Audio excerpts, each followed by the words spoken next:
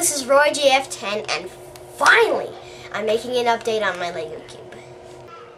So as you can see, my Lego cube is finished, and sorry it took so long. It's just because I had to order the pieces from Pick-a-Brick, and then I was away for a week, and it actually came in July 7th, I believe, but I just haven't had the incentive to make the video, so now I'm finally doing it.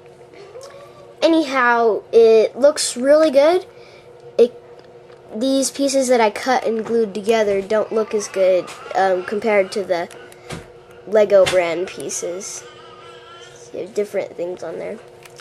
Anyway, I was just trying to make it as cheap as possible, and to show you how it works, I'm just gonna show you solve. So now that it's scrambled, I'm gonna solve.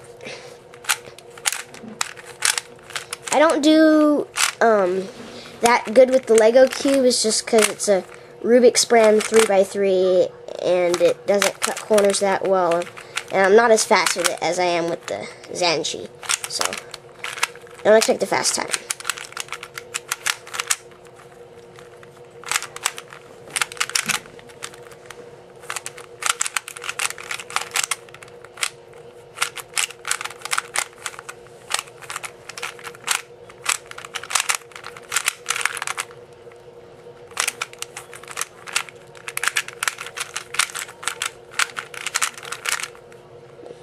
Peel.